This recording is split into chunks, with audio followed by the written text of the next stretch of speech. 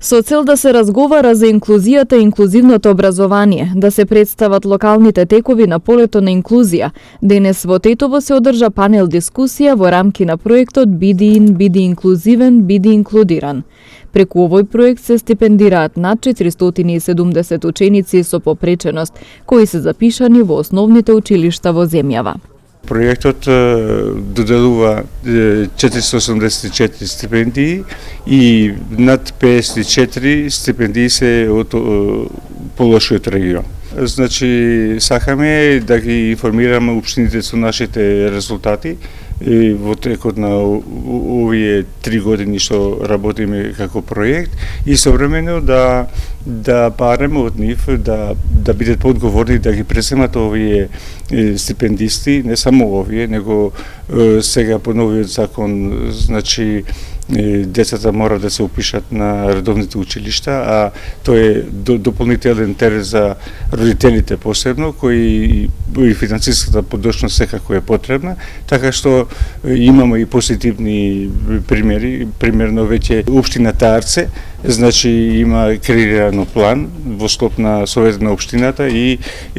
не само нашите стипендисти што доаѓаат од таа општина, туку и другите деца и студенти им доделува годишна стипендија. Така што е еден од најдобрите примери во нашиот регион, што сакаме и другите општини да ја преземат таа обврска и на некој начин да им ја олесни на семејствата, а и современо да имаме успешна инклузија, што ни се наметнува и по закон и како и морално и да бидеме поодговорни како институции и опште како граѓани на овој наш регион. Општината секогаш е отворена за да има соработка и со невладини организации, па и со други институции. Како општина ова година е факт дека не можевме да доделиме стипендии за овие категории на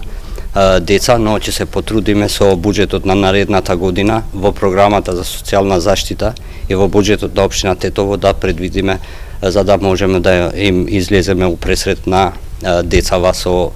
попреченост. Значи, општината се потруди секогаш и дава максимум за да обезбедиме подобри услови.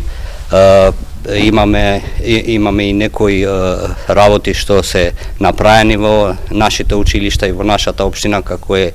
лифтот во основното училиште Лирија, сега во новиот објект на основното училиште на Инфрашери има и пристап и надворешен и внатрешен за децата со попреченост. Исто така во 2 основни училишта се направени и игралишта за деца со посебни потреби, тоа во основното училиште Истикбал и во основното училиште на Инфрашери. Проектот кој го спроведува фондацијата Чекор по Чекор заедно со своите партнери, Сдруженијата Инклузива и Хандимак, а во соработка со Министерството за образование и наука, има за цел квалитетно и инклузивно основно образование, со цел секое дете да има еднакви можности за развој, учење и остварување на своите потенцијали.